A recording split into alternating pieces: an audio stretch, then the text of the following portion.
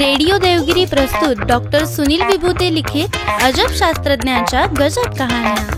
Doctor Chandrashekhar Venkataraman म्हणजे भारतातील आधुनिक विज्ञानाचे जनक।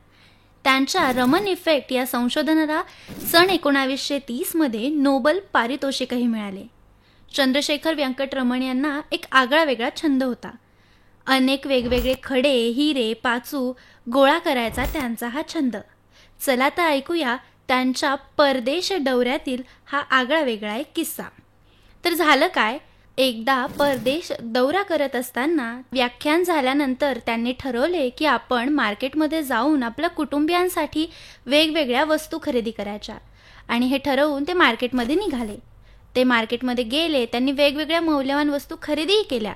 पण त्यांची नजर पडली ती वेगवेगळ्या खड्यांवर, हिऱ्यांवर, पाचूंवर। त्यांनी क्षणात ठरवलं की हे आपण खरेदी करायचेच, कारण त्यांचा तो छंद होता। त्यांनी ठरवलं आणि ते विकत घेतलं। ते सगळं सामान विकत घेऊन ते भारतात परत आले। भारतात परत आल्यानंतर त्यांना विमानतळावर अधिकाऱ्यांनी रोखले। अधिकारी त्यांना म्हणाले की तुमच्याकडे अधिकचं सामान आहे, तुम्हाला अधिक प्रवासी कर भरावा लागेल।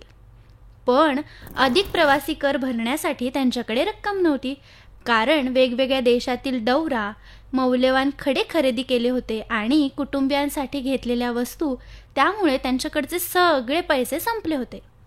यावर अधिकाऱ्यांनी त्यांच्यासमोर दोन पर्याय ठेवले। एक म्हणजे तुम्ही घेतलेले मौल्यवान खडे इथे जप्त करा, किंवा कुटुंबियांसाठी घेतलेले मौल्यवान सामान आम्हाला देऊन टाका। रमण प्रश्नात पडले। थोडा क्षणभराचा विचार केला आणि त्यांनी ठरवलं, सामानाचं काय आहे ते आपण परतही घेऊ शकतो, पण हे खडे आपण परत घेणार नाही। त्यामुळे त्यांनी ते खडे बॅगेतून काढले, त्यांच्याजवळ ठेवले आणि बाकीचा सगळा सामान अधिकाऱ्यांकडे देऊन टाकला।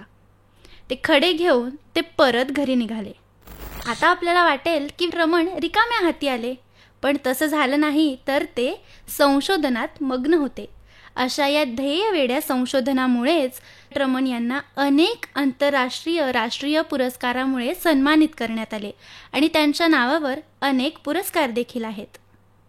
रेडिओ देवगिरी प्रस्तुत डॉक्टर सुनील विभूते लिखित अजब शास्त्रज्ञांच्या गजब कहाण्या।